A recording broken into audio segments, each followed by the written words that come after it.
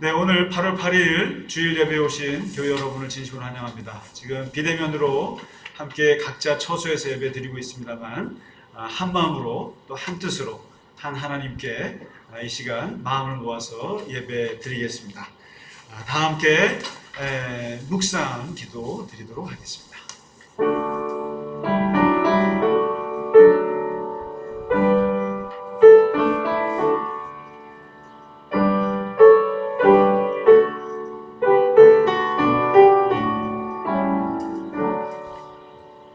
하나님은 영이시니 예배하는 자가 영과 진리로 예배할지니라. 아멘. 우리 다 함께 사도신경으로 고백하심으로 예배의 문을 열도록 하겠습니다. 나는 전능하신 아버지 하나님 천지의 창조주를 믿습니다. 나는 그의 유일하신 아들 우리 주 예수 그리스도를 믿습니다. 그는 성령으로 잉태되어 동정녀 마리아에게서 나시고 본디오 빌라도에 의해 고난을 받아 십자가에 못 박혀 죽으시고 장사된 지 사흘 만에 죽은 자 가운데서 다시 살아나셨으며 하늘에 오르시어 전능하신 아버지 하나님 우편에 앉아 계시다가 거기로부터 살아있는 자와 죽은 자를 심판하러 오십니다. 나는 성령을 믿으며 거룩한 공교회와 성도의 교제와 죄를 용서받는 것과 몸의 부활과 영생을 믿습니다. 아멘.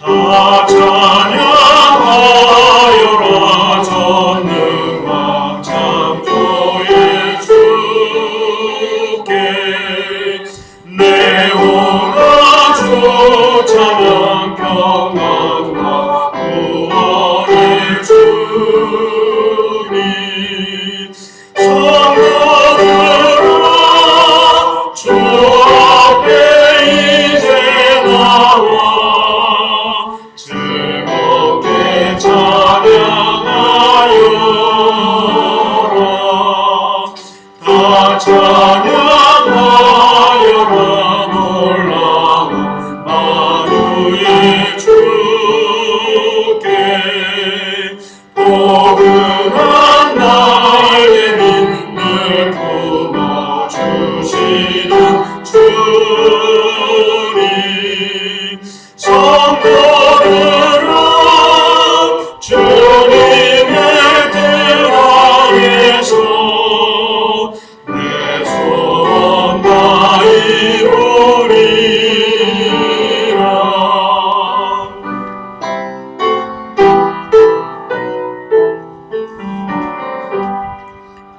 다 찬양하여라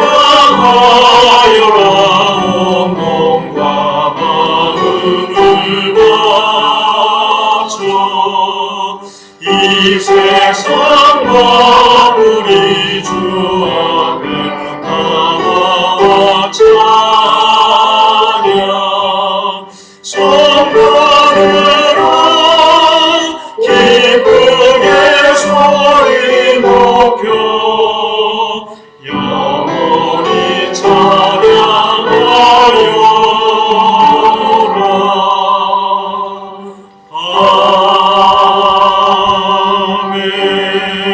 아멘. 성시교도 53번 시편 121편의 말씀이 되겠습니다. 내가 산을 향하여 눈을 들리라. 나의 도움이 어디서 올까? 나의 도움은 천지를 지으신 여호와에게서다. 여호와께서 너를 실족하지 아니하게 하시며 너를 지키시는 이가 졸지 아니하시리로다. 이스라엘을 지키시는 이는 졸지도 아니하시고 주무시지도 아니하시리로다. 여호와는 너를 지키시는 이시라. 여호와께서 내 오른쪽에서 내 그늘이 되시나니 낮에 해가 너를 상하게 하지 아니하며 밤의 날도 너를 해치지 아니하리로다. 여호와께서 너를 지켜 모든 환난을 면하게 하시며 또 내 영혼을 지키시리로다. 여호와께서 너의 출입을 지금까지 영원까지 지키시리로다. 아멘.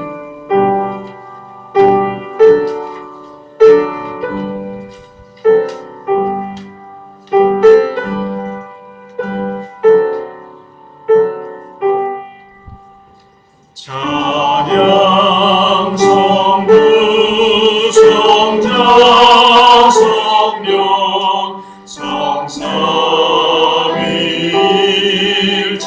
성삼위일체께 영원 무궁하기까지 영광을 돌리세 영광을 돌리세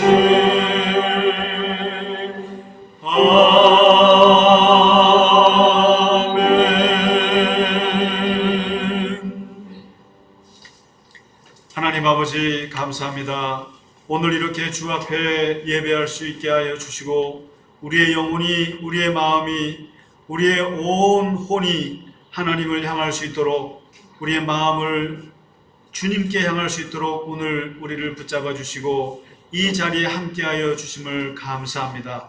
하나님 우리를 구원하시고 우리를 변화시키시고 새롭게 창조하신 주 예수 그리스도의 십자가의 은혜로 말미암아 우리가 주 앞에서 하나님의 자녀로 이름을 얻게 되고 하나님의 백성이요 주님의 제자의 이름을 얻게 하신 것 감사합니다. 아버지 하나님 날마다 우리와 동행하시고 우리의 삶을 이끌어 주시고 우리가 잘못된 길을 걸어갈 때 또 우리가 알 수 없는 인생의 길을 걸어갈 때마다 새롭게 교정해 주시고 주님의 뜻 가운데로 우리를 인도하시는 하나님의 은혜에 감사합니다. 지난 한 주간 동안 하나님께서 우리를 붙들어 주시고 인도하여 주셔서 감사합니다. 하나님 아버지 무엇보다도 이 나라와 온 세계에 하나님 함께 당하는 고난을 기억하여 주시옵소서. 코로나로 인해서 우리가 1년, 2년째 온 세계가 신음하며 고통스러워하며 하나님 많은 힘든 가운데 있습니다. 그 와중에서도 하나님께서 우리를 하나님 버리지 아니하시고 하나님 안에서 동행하게 하시고 그래도 우리로 하여금 이 땅을 이 어려움을 이겨나갈 수 있게 해주신 것 감사합니다. 아버지 하나님 이 고난의 시대를 맞아서 우리가 새로운 변화를 꾀하게 하시고 새로운 하나님 나라의 꿈을 꿀 수 있도록 우리의 영을 새롭게 하여 주시옵소서.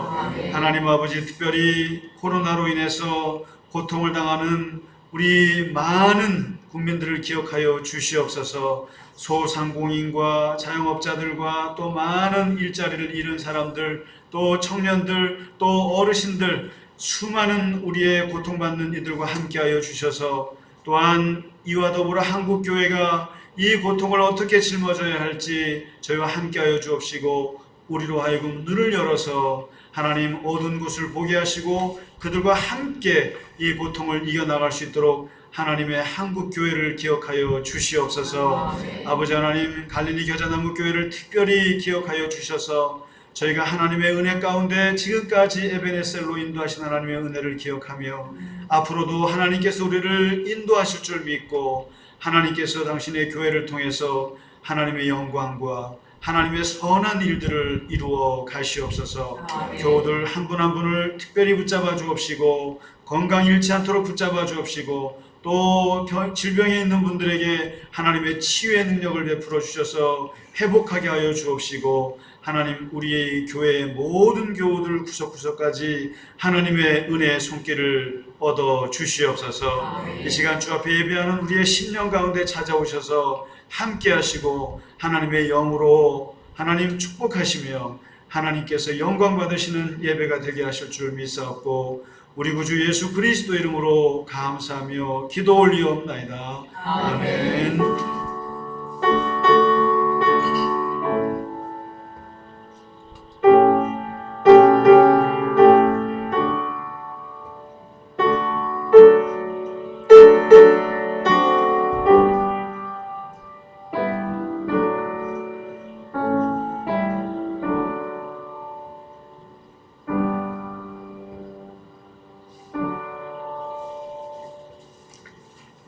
찬송가 540장 주의 음성을 내가 들으니 1절 2절 간주 4절 함께 하겠습니다.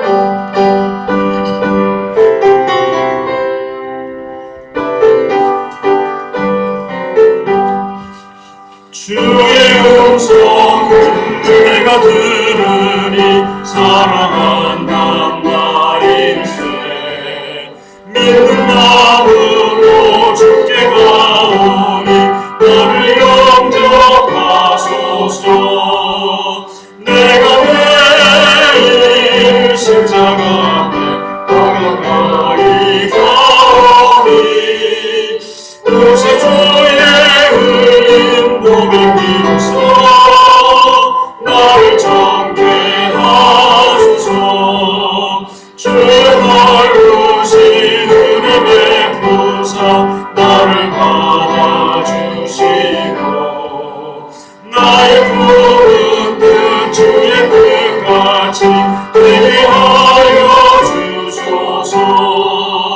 내가 매일 십자가 앞에 더 가까이 가오니 구세주의 흘린 목을 비로소 나를 정죄하소서.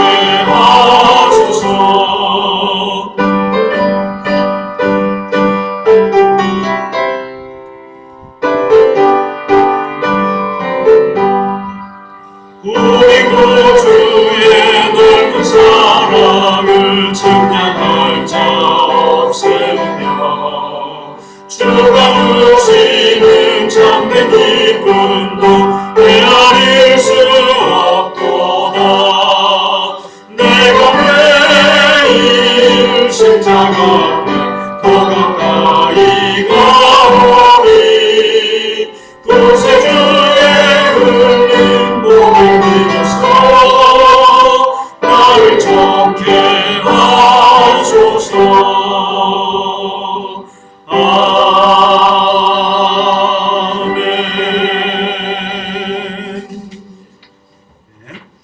네, 이 시간 교회 소식을 몇 가지만 알려드리겠습니다.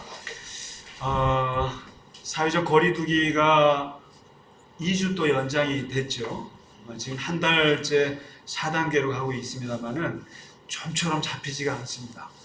벌써 어제만 해도 1,800명? 네, 지금 2,000명이 안 되는 게 다행스러울 정도로 지금 델타에다가 델타 플러스까지 생겨서 아주 확산세가 전 세계적으로 지금 빠르게 지금 올림픽 열리고 있는 일본도 막 또 10,000명이 넘었다고 또 그러기도 하고 그래서 굉장히 빨리 그래서 아무래도 우리가 같이 모여서 하기가 쉽진 않습니다만은 그래도 이제 워낙 이 예배하고 같이 모여서 예배하고 싶은 우리의 마음들이 간절하기 때문에 나라에서도 정부에서도 그걸 생각을 좀 하는 것 같아요. 그래서 100명 미만 교회는 10명까지 모일 수 있도록 이제 됐는데 우리 교회는 10명이면 많죠. 10명이면 많습니다. 그래서 우리가 토요일에 모여서 같이 할 때 여러분 얼굴 보고 싶을 때는 토요일에 같이 오셔서 예배 드리고 같이 하면 좋겠어요. 같이 영상 하기 전에 보고 또 못 보시는 분은 또 우리 비대면으로 또 연락도 하시고 카톡도 많이 서로 하시고 그렇게 하셔서 서로 교제의 끈을 계속 유지하시기를 완전히 바랍니다. 저도 자주자주 교원분들 많이 뵙도록 많이 돌아다니도록 하겠습니다. 네. 이번 주 예언서 강의 이사야서 9번째 이제 아마 마지막 시간이 될 것 같습니다. 이사야서가 마지막 시간이나 아니면 한 번 더 할지 모르겠는데요. 이제 지난주에 이어서 계속 이사야의 희망과 구원의 메시지. 지난주에 그 메시지들 되게 힘있지 않았습니까? 막 사막에 막 물이 터지고 말이죠. 그런 꿈을 꾸는 선지자인데 우리가 또 이번 주에 공부할 내용 또한 거기에 이어서 아주 깊은 구원의 메시지들이 있습니다. 그리고 마지막 하나님의 회복의 메시지에 대한 것들이 아주 힘찬 메시지들인데 같이 공부하도록 하겠습니다. 그리고 네, 잘들 지내시죠? 네, 더운데 몸 건강히 지내시고 또 각자 흩어져 있더라도 그 자리에서 늘 하나님과 동행하시고 또 건강 유지하시기 바랍니다.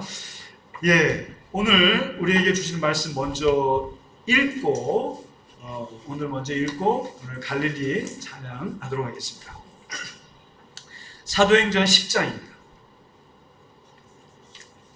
사도행전 10장 9절에서 16절까지입니다. 9절에서 10절, 16절까지 오늘은 제가 봉독해 올리도록 하겠습니다. 예. 이튿날 그들이 길을 가다가 그 성에 가까이 갔을 그때에 베드로가 기도하려고 지붕에 올라가서 그 시각은 제6시더라. 그가 시장하여 먹고자 하매 사람들이 준비할 때에 황홀함 중에 하늘이 열리며 한 그릇이 내려오는 것을 보니 큰 보자기 같고 내 귀를 메어 땅에 들이웠더라. 그 안에는 땅에 있는 각종 네 발 가진 짐승과 기는 것과 공중에 나는 것들이 있더라. 또 소리가 있으되 베드로야 일어나 잡아먹으라 하거늘 베드로가 이르되 주여 그럴 수 없나이다. 속되고 깨끗하지 아니한 것을 내가 결코 먹지 아니하였나이다 한데 또 두 번째 소리가 있으되 하나님께서 깨끗하게 하신 것을 내가 속되다 하지 말라 하더라. 이런 일이 3번 있은 후 그 그릇이 곧 하늘로 올려져 가니라. 아멘. 이 시간에는 우리 갈릴리 찬양대 찬양하겠습니다. 지난주에 이사야에 있는 35장에 있는 말씀 황무지가 장미꽃같이 이 가사의 내용을 담은 찬송가 함께 찬양드리겠습니다.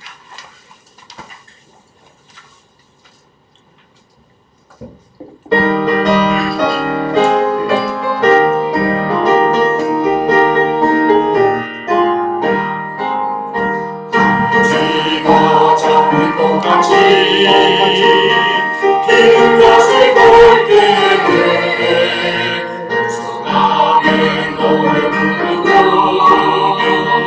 거룩한 길다리니 거기 거룩한 길을 거룩 두루 없으니 땅과 같이 발걸음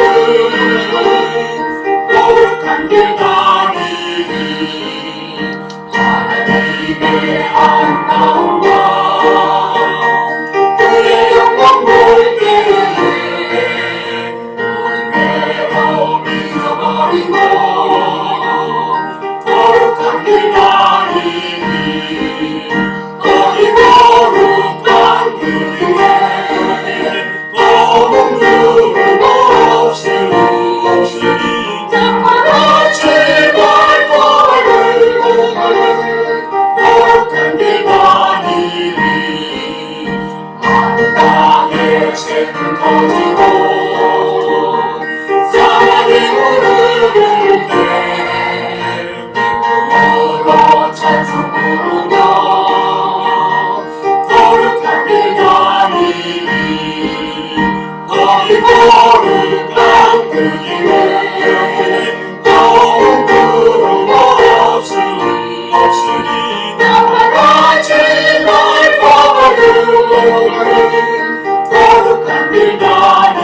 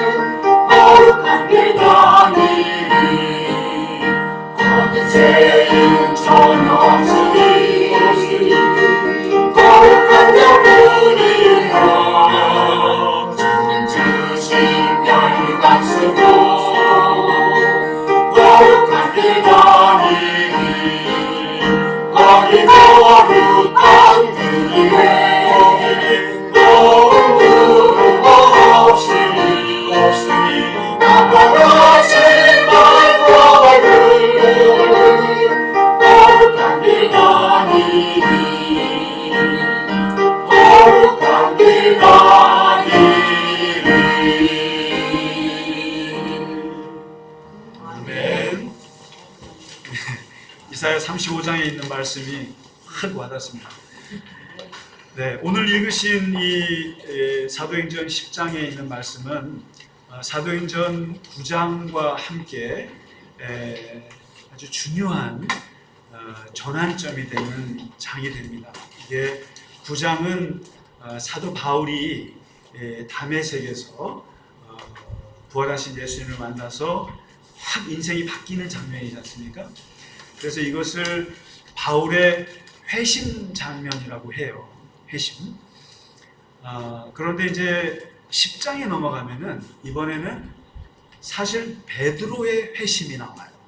그럼 이제 바울의 회심하면은 그렇지, 바울은 유대교인이었고 교회를 박해하는 사람이었는데 이제 사도로 바뀌었으니까 회심이라고 할 수 있겠지만, 베드로가 회심했다는 것은 무슨 말인가? 어디에서 어디로 회심했다는 것인가? 뭐 예수님을 안 믿었던 사람도 아니고 또 그가 뭐 하나님을 저버린 것도 아닌데 갑자기 회심이라는 게 뭔가? 근데 이 10장은 베드로의 또 다른 회심이에요. 이 회심은 이제 보시면 아시겠습니다만은 눈이 열리는 회심이에요. 눈이 완전히 세계관이 바뀌는. 그래서 어떻게 보면 예루살렘 교회의 지도자가 베드로 아니겠습니까? 근데 이 지도자의 눈이 열리는 회심이에요. 근데 이거는 바울하고는 또 다른 눈인데, 이것을 누가가 아주 자세하게, 아주 드라마틱하게 그리고 있는데, 제가 봐도 되게 자세하게 그리고 있어요. 스데반이 죽고 나서 교회가 흩어졌다 그랬지 않습니까? 그래서 빌립은 저 가자 쪽으로 선교를 나가고, 이 베드로도 지금 돌아다녀야 되는 거예요. 예루살렘에 있을 수가 없어서 어디로 가냐면은, 여러분 그 이스라엘 지도를 보시면 이렇게 지도라는 게 예루살렘으로 해서 쭉 이게 고산 지역이 쭉 있고요. 마치 우리가 태백산맥 쭉 있듯이 예루살렘이 고산 지역에 있거든요. 그쪽으로 쭉 올라가면 이게 다 산 쪽이에요. 그 다음에 오른쪽 동쪽으로 가면은 여기 이제 사해가 있고, 사해 쭉 위에 요단강으로 이어서 갈릴리 호수가 있잖아요. 그러니까 갈릴리 호수 사해, 이게 이렇게 돼 있고, 그 다음에 이쪽이 지중해 쪽으로 해서 간단하게 서해가 있잖아요. 이 서해가 이제 예루살렘이 높지 않습니까? 높은 고지대 이렇게 쭉 내려가죠. 해변 지역이니까. 마치 대관령에서 강릉이 뚝 떨어지듯이 쭉 이게 내려가면 이게 이제 텔아비브라고 지금 수도가 있지 않습니까? 이제 그 텔아비브 위쪽 서해안 쪽에 아주 유명한 도시가 있는데 그게 가이사랴라고 있어요. 헤롯 대왕이, 가이사랴라는 게 시저란 뜻이잖아요. 로마 로마 황제님께 바치는 도시라고 해서 가이사랴, 시저의 이름을 딴 거죠. 가이사랴라고 해서 아주 신도시, 아주 아름다운 도시가 있어요. 그 다음에 거기서 한 40km쯤 내려오면은 요빠라고 하는, 여러분 그 요나가 다시스로 도망갈 때 요빠 항구에서 배를 타고 도망가잖아요. 그 요빠라는 그 항구 도시가 아름다운, 요빠라는 게 아름다움이란 뜻이에요.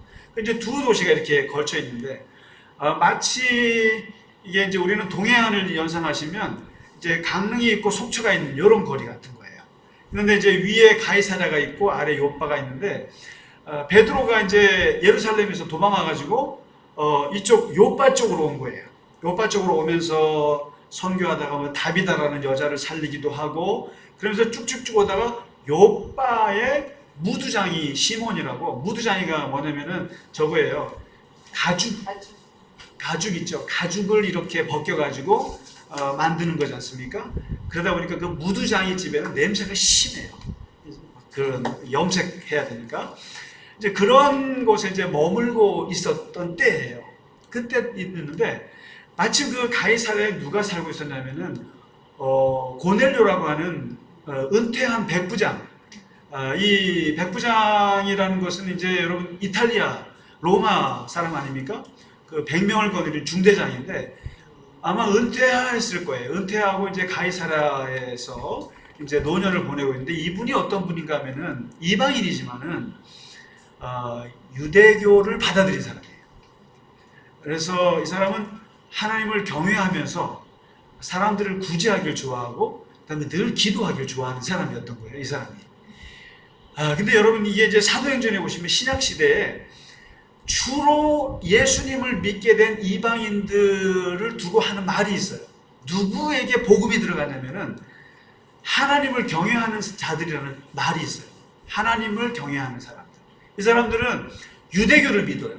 유대교를 믿는데 이게 정확히 어떻게 해야 될지 모르는 사람들. 그런데 하나님을 무서워할 줄 알고 그다음에 늘 기도하고 이런 아주 마음밭이 좋은 사람들이 있었어요.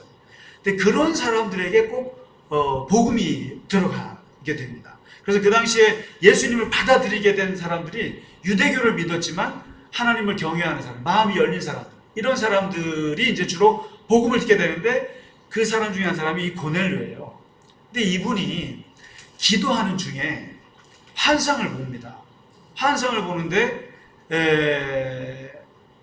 그 천사가 말하기를 너 하나님 앞에 구제와 기도가 상달이 되었는데 사람들을 요빠로 보내라. 요빠로 보내서 베드로라는 사람을 초대하라. 이 메시지를 받는 거예요. 여러분 이게 환상 중에 이름까지 이렇게 실명을 거론하는 거 쉽지가 않거든요. 환상이라는 것은 막연한 거거든요. 굉장히. 그래서 항상 그것을 해석을 해야 되는데 구체적으로 요빠에 있는 베드로를 청해라. 왜요? 이유는 말해 주지 않아요. 근데 이 사람이 아주 하나님을 경외하고 뭔가 하나님을 향해서 뜨거운 열정이 있는 분인데 그 사람에게 가장 지금 필요한 것이 무엇인지를 하나님께서 지금 응답하시는데 베드로를 청해라. 어디 있느냐? 요빠에 있다.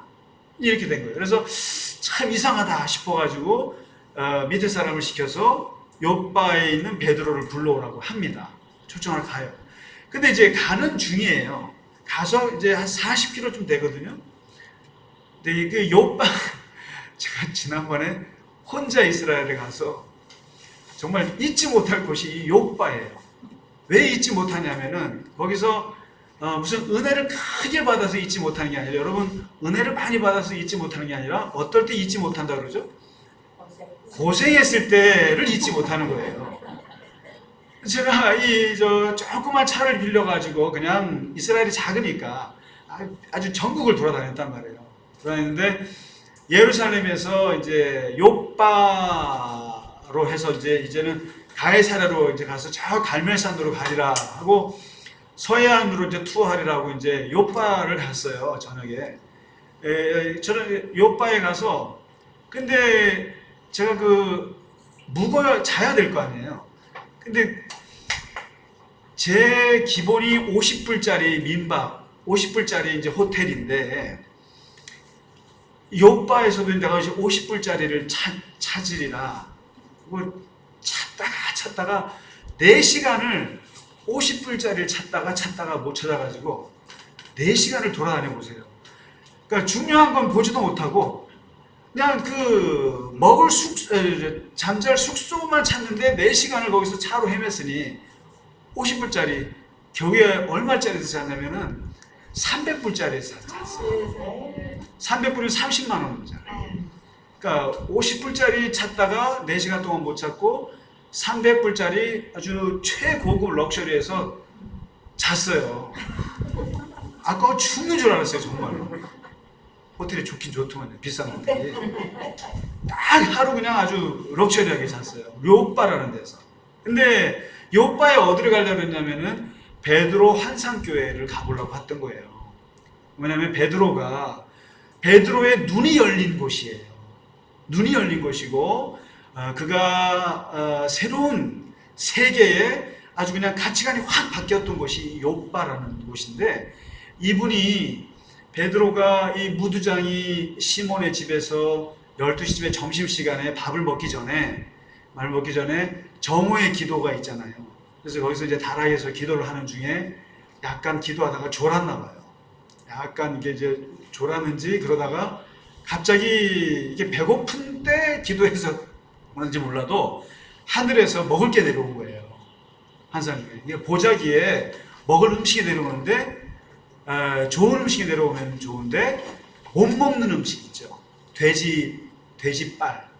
돼지, 그다음에 뭐 하여튼 못 먹는 4발 달린 짐승들이 이게 쭉 담아서 내려오는데 흠칫 놀란 거죠. 그런데 거기서 내려오는 메시지가 2가지 메시지가 있었어요.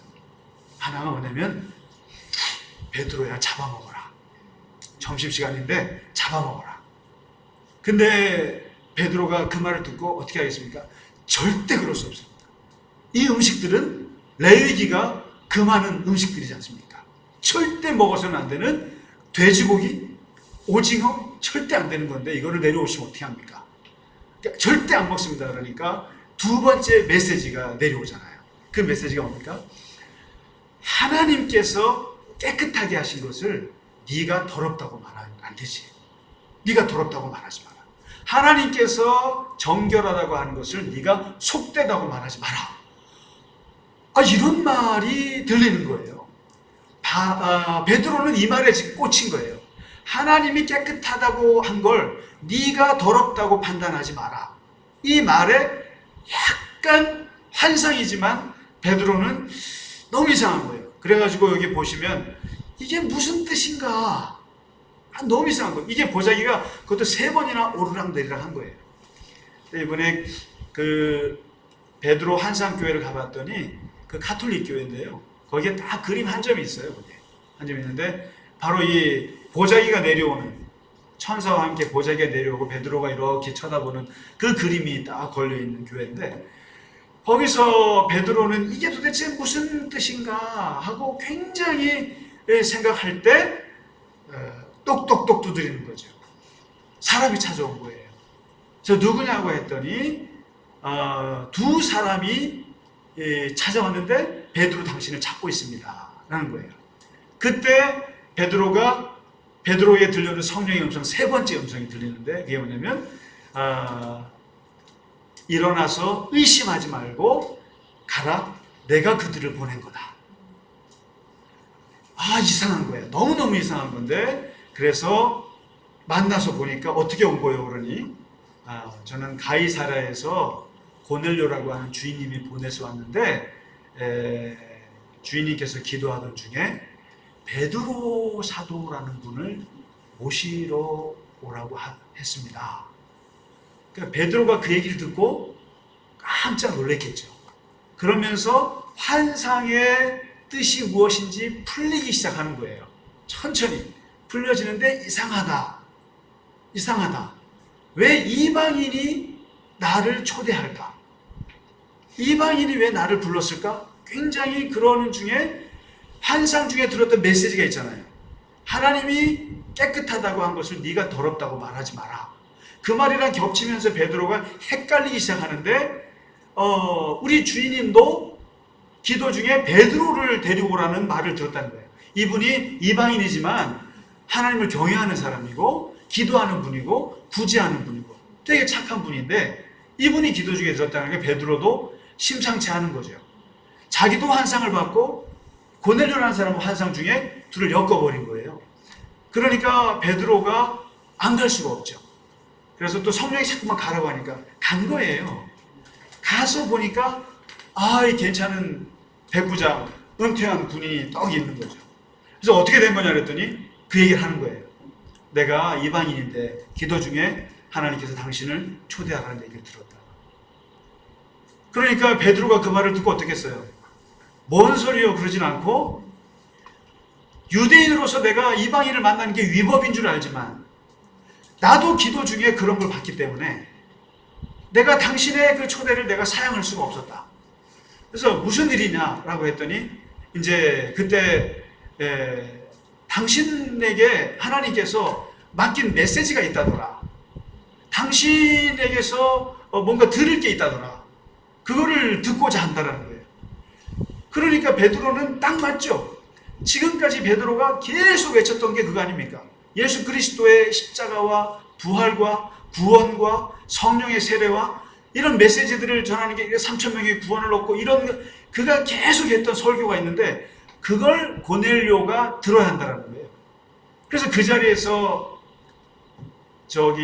베드로가 깜짝 놀란 거예요. 하나님께서 사람의 외모를 취하지 않는구나. 그리고 이제 이방인이지만 하나님께서 구원하려고 하는구나. 그래서 깨닫고는 메시지를 전하거든요. 그래서 그 자리에서 고넬료가 세례를 받아요. 이런 일이 이루어지는데, 오늘 요 10장에 있는 이야기를 잘 보면 베드로와 고넬료의 만남은 그 겉으로 보기에는 잘못된 만남이에요. 이게 잘못된 만남이에요. 그리고 만나서는 안 되는 만남이거든요. 그런데 하나님의 눈으로 다시 한번 이렇게 보면, 지금 사도행전의 눈으로 이제 새롭게 복음이 막 퍼져가는 그 기독교의 눈으로 영적으로 보면은 이 두 사람의 만남은 하나님이 주선하신 만남이거든요. 하나님이 주선했고 하나님의 뜻이 이루어지는 만남이고, 베드로의 그 세계관을 바꾸는 만남이고, 또 고넬료 입장에서는 하나님을 경외하는 사람이었지만 막연했던 사람이에요. 이디오피아 내시도 마찬가지잖아요. 열심히 성경을 읽었지만 확실한 진리를 못 잡은 사람들이, 이 사람들이 다. 그런데 이 구원이 필요한 고넬료에게 구원의 길을 열어준 만남이에요. 이게 아주 기가 막힌 만남이고, 그 다음에 초대교회가 어떤 길을 가야 될지를 방향을 딱 정해줬던 아주 상징적인 만남이 이 만남이에요. 성경을 한번 우리가 보면 성경은 사실상 만남의 역사예요. 이게 만남의 책이에요. 이게 그래서 사실 모든 역사들은 이 만남을 통해서 이루어지죠. 성경은 하나님과 인간의 만남의 책이고, 또 하나님의 백성들이 사람들과 만나면서 하나님의 일을 이루는 책인데, 여러분 혹시 그 시인 중에 정채봉 시인이라고 아세요? 동화 작가이기도 하시고, 그분의 이렇게 시나 이렇게 글을 보면은 되게 이렇게 뭔가 잠언을 읽는 것 같은, 제가 아주 재밌게 봤던 그 분의 시 중에 이런 게 있어요. 아주 세상에서 가장 짧은 동화라는 시인데, 제목이 가장 짧은 동화인데 아주 굉장히 저는 가슴에 와닿았던 게 있어요. 이게 뭐냐면은 세탁소에 갓 들어온 새 옷걸이한테 헌 옷걸이가 한마디를 했다. 뭐라고 말하냐면은, 너는 옷걸이라는 사실을 한시도 잊지 않기를 바란다. 헌 옷걸이가 새 옷걸이한테, 너는 옷걸이야. 옷걸이라는 걸 절대로 잊지 마. 그러니까 새 옷걸이가 말하기를, 왜 옷걸이라는 것을 그렇게 강조하세요? 하고 묻죠. 그랬더니 이 헌 옷걸이가 하는 말이, 내가 오래 세탁소에서 살아봐서 아는데 잠깐씩 입혀지는 옷이 잠깐씩 옷걸이에다가 옷을 걸칠 거 아닙니까? 근데 그 옷이 마치 자기의 신분인 양 교만해지는 옷걸이들을 그동안 많이 봤거든. 무슨 말씀인지 아시겠어요? 그러니까 어떤 때는 아주 그냥 몇백만 원짜리 양복을 탁 입기도 하고, 어떤 때 그럴 때마다 자기가 그런 신분인 줄 착각을 할 때가 있는 옷걸이들이 많더라. 와닿지 않으세요? 그러니까 옷걸이라는 걸 잊지 마라. 니는 천상천하 대통령의 옷을 입혀도 넌 옷걸이야. 이거는 굉장히 신앙적인 메시지예요. 저는 이게, 네가 하나님의 종 아니면 하나님의 그거라는 걸 잊지 마라. 그냥 종일 뿐이야. 종일 뿐이야. 이게 참 중요한 말이죠. 니한테 어떤 좋은 고귀한 사람들이 붙고 있는 사람들이 붙고 권력 있는 사람이 붙을 때 마치 네가 그 자리에 있는 거라고 착각하지 마라. 저 그런 목사들 많이 봤거든요. 저 자신도 그럴 착각에 갈 때가 있어. 제가 어울리는 사람들이 누구냐에 따라서 내가 그런 줄 알아요.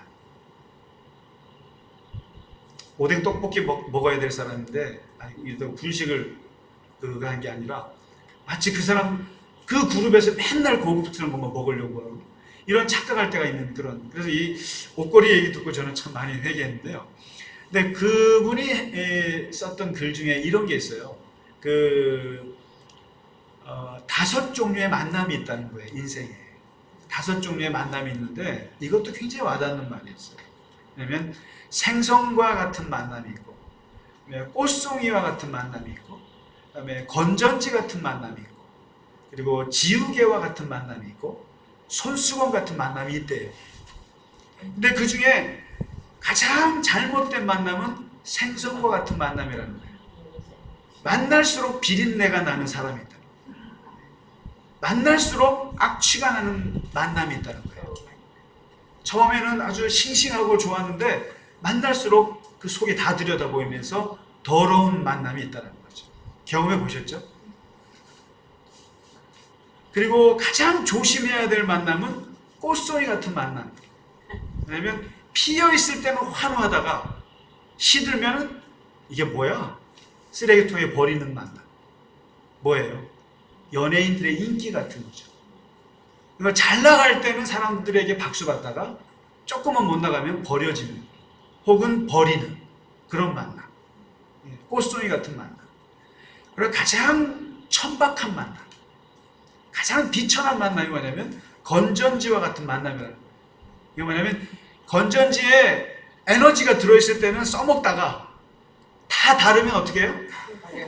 재활용도 안 되죠. 버리. 이게 어떤 만남입니까? 저는 요즘에 이 정치인들 이합 집산하는 거 보면 그런 거 느껴요. 권력 있을 때는 붙었다가 없으면은 정말 이기적이잖아요. 그 다음에 비즈니스 세계에서의 만남들. 필요하면 써먹다가 안 되면은 가차없이 버리는 이해관계의 만남들. 뭐 다 경험해 보셨을 거예요. 그래서 건전지 같은 만남. 그리고 지우개 같은 만남. 가장 시간이 아까운 만남은 지우개 같은 만남. 내가 쟤를 왜 만났지? 내가 쟤를 왜 만나가지고 밥을 사줬을까? 아무런 의미도 없는 만남들이 있잖아요. 거기에 시간만 쓰는 만남들. 그리고 마지막으로 가장 아름다운 만남은 손수건 같은 만남이라는 거예요. 이게 뭐냐면 상대가 슬플 때 눈물 닦아주고, 기쁠 때 축하해주고, 힘들 때 땀을 닦아주고, 언제나 변함없이 함께하는 그런 만남. 이 손수건 같은 만남. 저와 여러분의 만남이 손수건 같은 만남이죠. 아멘 안 하시는 분은 뭐예요? 생선이에요? 꽃송이에요? 건전지예요? 건전지 처리만 버리지만 말아주세요. 근데 그런 이 만남들이 있는데 이 성경에도 똑같습니다.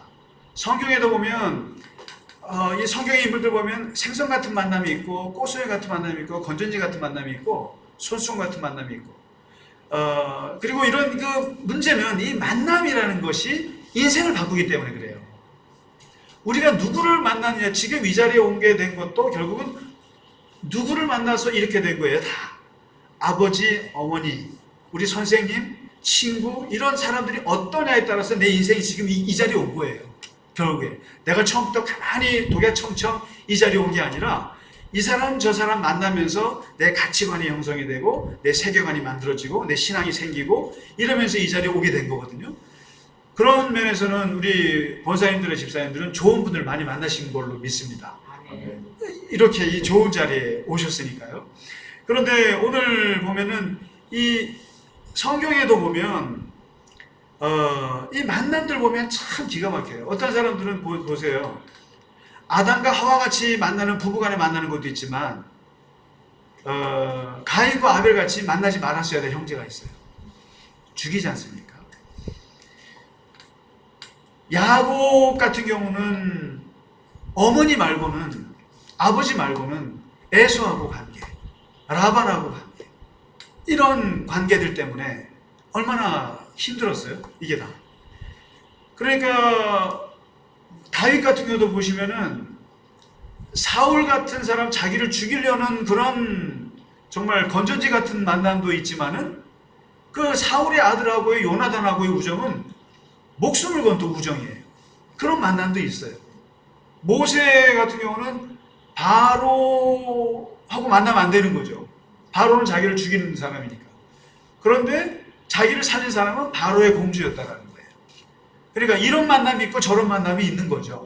그래서 이게 하나님의 사람들은 이런 만남들을 통해서 고초를 겪기도 하고 하나님의 생각지 않은 길을 하게 되고, 요셉 보세요. 그 형제들의 미움을 받아서 보디발을 만나서, 보디발의 부인을 만나서 감옥에 가서 간수들을 만나고 관원들을 만나고 그러면 나이 30에 총리가 되고 그런 만남들을 보면 고생스러웠는데 그것 때문에 또 그가 그 자리에 오르게 되고 결국 다 만남의 역사들인데 오늘 이 베드로와 고넬료의 이 만남을 보시면은 이 만남은 생선 같은 만남도 아니고 건전지 같은 만남도 아니고 이것은 새롭게 정체봉 시인이 알 수 없는 만남인데 바로 하나님이 계획하신 만남이 있어요. 하나님이 목적하는 만남이 있어요.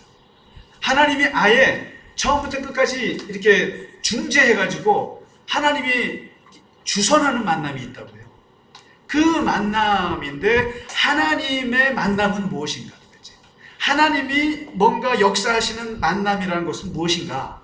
이게 오늘 베드로와 고넬료의 만남에서 나와요. 첫 번째가 하나님이 주관하시는 만남은 구원의 목적을 위한 만남이에요. 이 구원이라는 게 뭐예요? 사람을 치유하는 게 구원이죠. 사람을 해방시키는 게 구원이고 사람을 자유케 하는 게 구원이고 사람을 회복하는 게 구원이에요. 어떤 형태로 그런지 사람이 살게 생명을 주는 게 구원인데 하나님이 만나게 하시는 것 이것은 하나님이 만나게 하는 거구나 라고 할 때는 거기에 결과가 생명이 나타나는 거예요. 구원이. 고넬료에게 구원의 역사가 이루어졌잖아요. 빌립과 내시의 만남이 이게 바로 하나님이 주선하는 만남이에요. 이디오피아의 내시를 구원하기 위한 만남이에요. 만일 우리가 어떤 사람을 만났을 때 나를 통해서 그 사람이 굶어 죽을 사람이 살아난다. 여러분요, 하나님께서 우리를 얼마나 많이 이런 데 쓰시는지 아세요?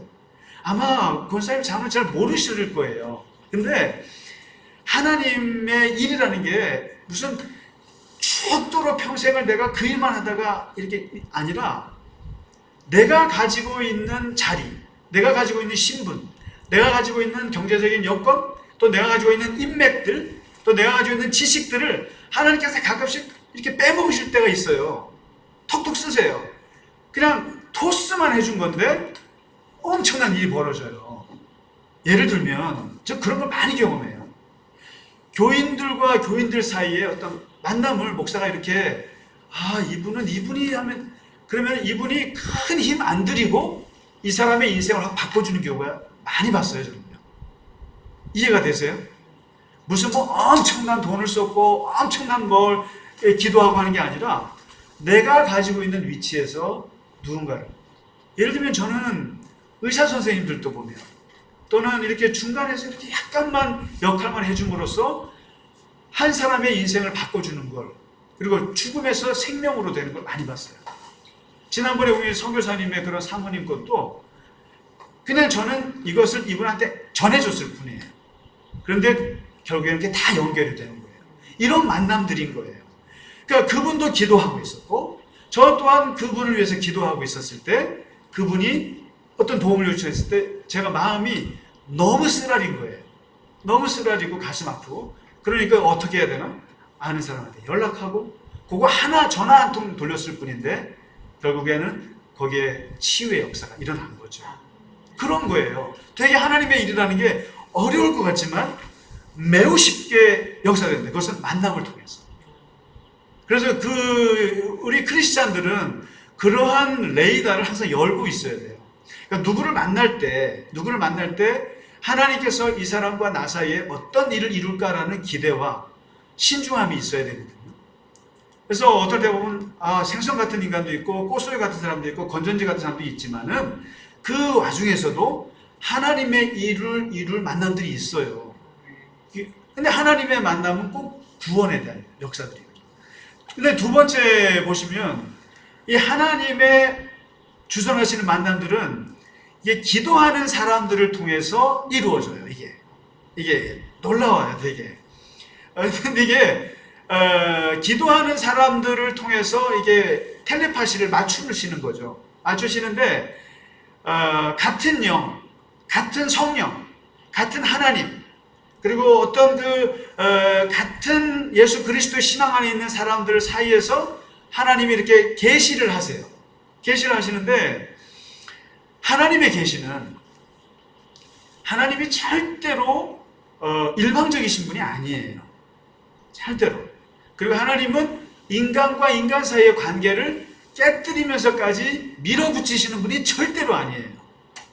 그래서 이게 우리가 분별을 하게 되는데, 누군가가 나를 찾아와서 어떤 일을 얘기할 때 내가 그 사람을 하나님 안에서 도와주게 되거나 길을 열어주게 될 때, 이것이 통할 때는 하나님께서 양쪽 모두에게 계시하신다고 하는 사실이에요. 예를 하나 들면은 바로 오늘 같은 경우예요. 고넬료를 하나님께서 구원을 하셔야겠어요. 하도 착해서, 하도 하나님을 잘 믿는데 방향을 몰라. 얘를 뭔가 방향을 잡아줘야 돼요. 그러면 어떻게 됩니까? 고넬료에게 환상을 줬어요. 베드로를 찾아가거라. 그런데 하나님께서는 베드로와 고넬료의 관계를 생각하시는 거예요. 그래서 어떻게 합니까? 베드로에게도 고넬료라는 사람이 오니까 그 사람을 맞아라. 양쪽을 다 주시는 거예요. 그런데 많은 사람들이 이걸 몰라요. 잘. 그래서 혼자만 계시받아갖고 사람들한테 얘기해요. 내가 계시받았다고. 당신에게서 하나님이 200만 원을 등록금을 줄 거라고 하셨다는 거예요. 그런데 저 사람은 아무런 계시를 받은 적이 없어요. 두 번째 예를 들면은 마치 동정녀 마리아에게 그 처녀의 몸에서 아기를 낳을 거라고 하는 가브리엘의 메시지를 줄 때 그 메시지를 누구에게 줬습니까? 마리아에게만 주나요? 마리아에게만 하나님께서 계시하시면 하나님은 가정 파괴범이세요. 하나님은 누구에게 줍니까? 요셉에게도 줬다라는 사실을 잊으시면 안 돼요. 다시 말해서 하나님의 그 계시는, 하나님 안에서 어떤 만남을 통해서 이루시고자 하시는 계시는 양쪽 모두에게, 거기에 관여된 모든 사람들에게 다 주세요. 그래서 하나님의 교회가 서로가 그 공동체가 어떤 일을 이루어갈 때는, 제대로 아주 파워풀하게 이루실 때는 그 모두에게 한 마음을 주실 때예요. 그래서 교회가 안 될 때는 뭐냐면, 마음이 분열됐을 때 어떤 일을 추진할 때는 안 되는 거예요. 그래서 하나님께서 뭔가 그 교회를 통해서, 그 만남들을 통해서 하나님의 선한 뜻을 이루시겠다면 그 공동체 모든 구성원들에게 똑같은 마음을 계시하시고 똑같은 마음을 주었을 때 역사되는 거거든요.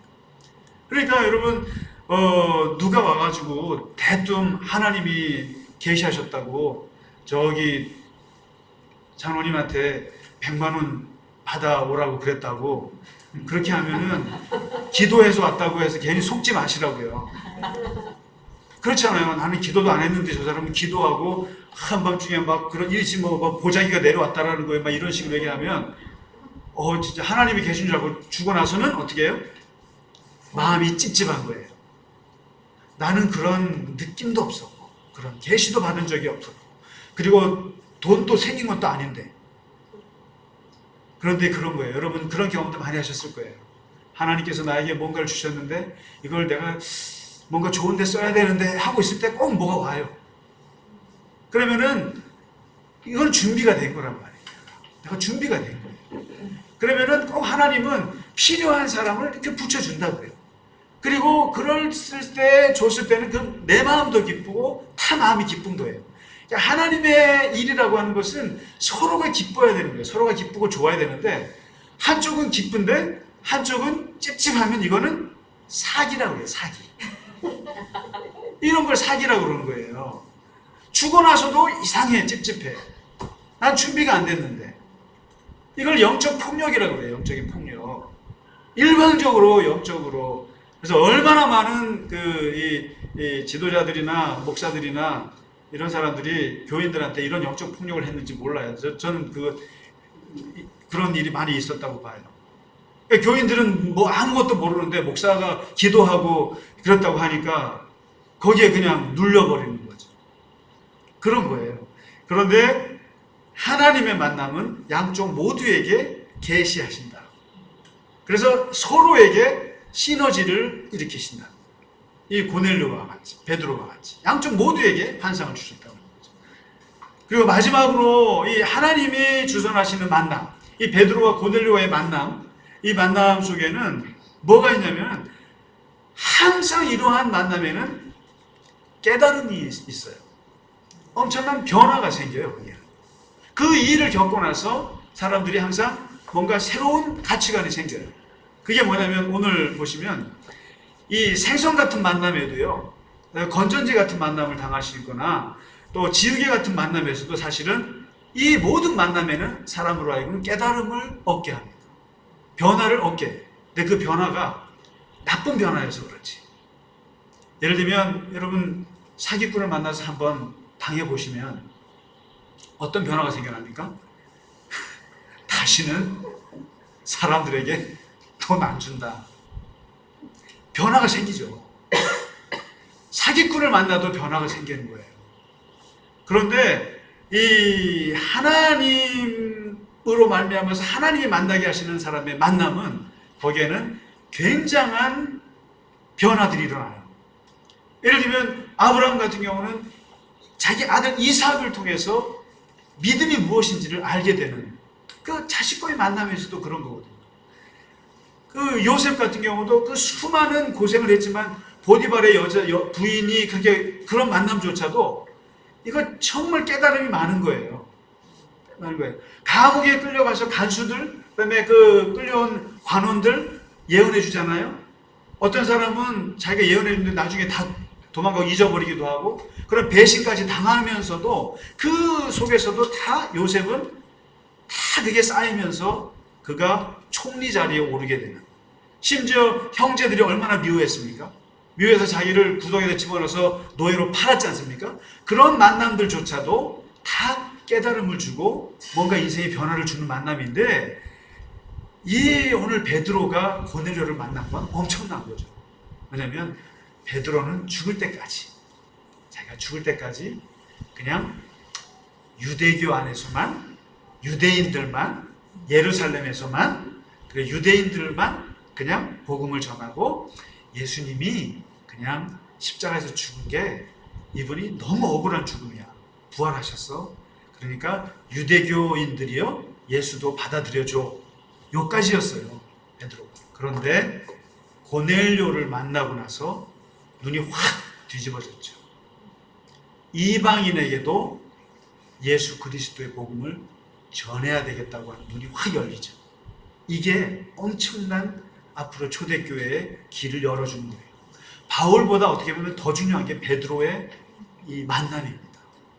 그래서 오늘 이 베드로와 고넬료의 만남, 노사연이 노래했잖아요. 우리의 만남은 우연이 아니라고.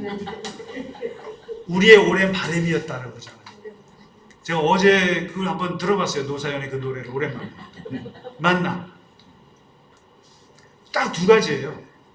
우리의 만남은 우연이 아니라, 이것은 하나님의 만남이고, 이것은 우리의 바람이 아니라 이것은 하나님의 바람이에요.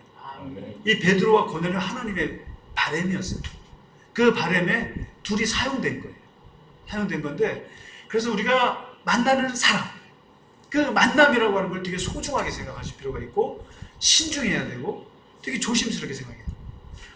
정말 만나지 말아야 할 만남도 있지만, 그러나 제가 볼 때는 모든 만남들은 다 의미가 있다고 봐요.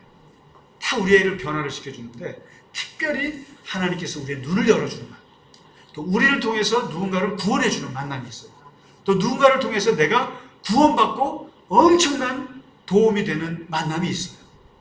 그래서 하나님, 우리의 만남들을 하나님 인도해 주시고 만들어가 주시고, 하나님 만나는 사람들을 통해서 나로 하여금 하나님 선한 길을 만들어 주십시오. 그렇게 기도하시기 바랍니다. 아멘. 그런 만남들이 우리 안에 충만하시기를, 인생이 펼쳐지기를 간절히 축원합니다. 아멘. 우리 함께 이 시간 주님께서 가르쳐 주신 기도로 예배를 마치도록 하겠습니다. 주기도문 하시면서 함께 봉헌하시고 축도로 예배를 마치겠습니다.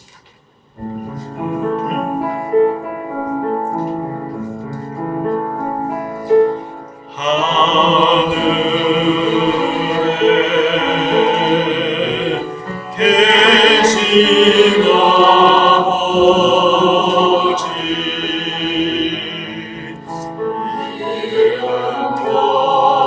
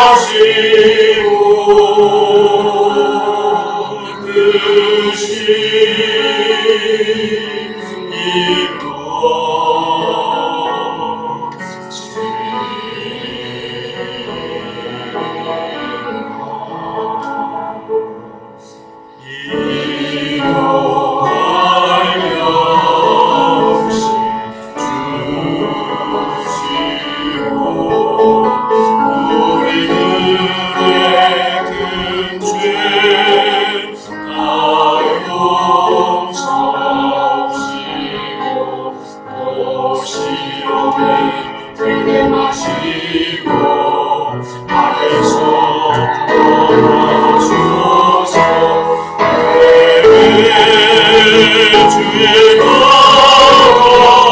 주의 권세 주의 영광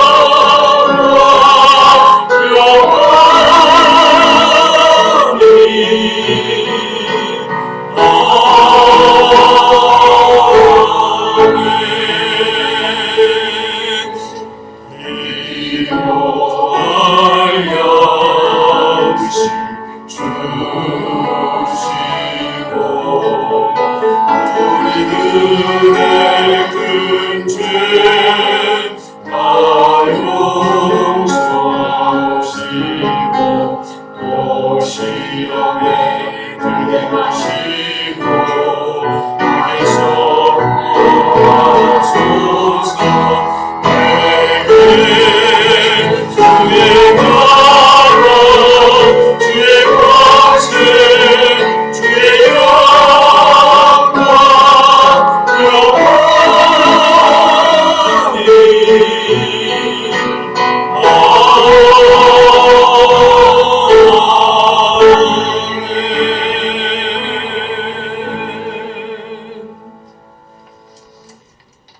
사랑의 하나님 아버지, 하나님께서는 우리에게 하나님의 그 은혜를, 하나님의 사랑을 만나게 하시고, 하나님 평생을 우리가 그냥 우리만 알다가 갈 수 있는 인생을 하나님을 만나게 하여 주셔서 하나님의 자녀의 이름을 주시고 또 주님의 제자 이름을 주셔서 하나님 그 만남을 영광스럽게 하여 주신 것을 감사합니다.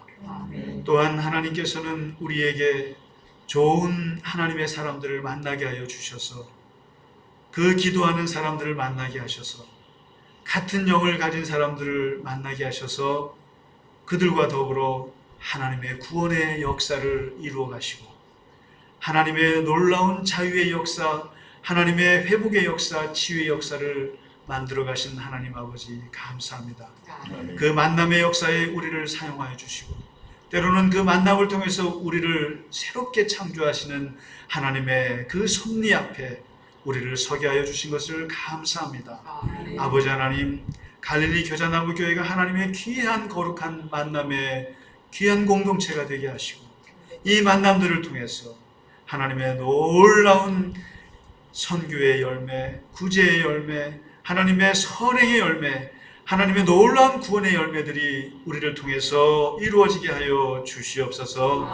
하나님 아버지, 우리 각자의 삶의 만남들을 통해서 거룩한 하나님의 만남이 일어나게 하시고 그 만남을 통해서 하나님의 창조의 생명의 역사들이 우리를 통해서 나타나게 하여 주옵소서. 하나님, 이 시간 우리의 귀한 물질을 주 앞에 드리오니 하나님께서 기뻐 받으시고 이 물질을 통해서 하나님의 은혜로운 역사들이, 하나님의 생명의 역사들이 있게 하여 주시고 하나님 드린 손길을 기억하시고 날마다 주와 더불어 동행하며 주와 더불어 형통하게 하여 주시옵소서.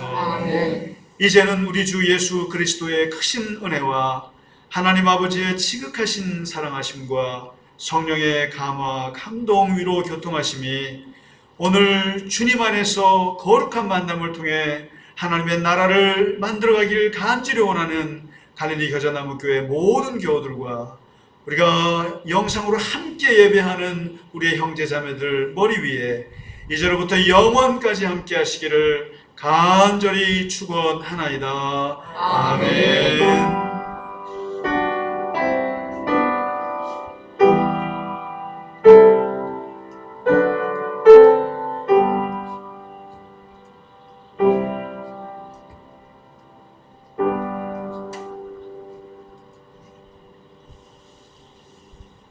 네, 오늘 또 이렇게 귀한 예배 함께 드려주신 교회분들 감사합니다.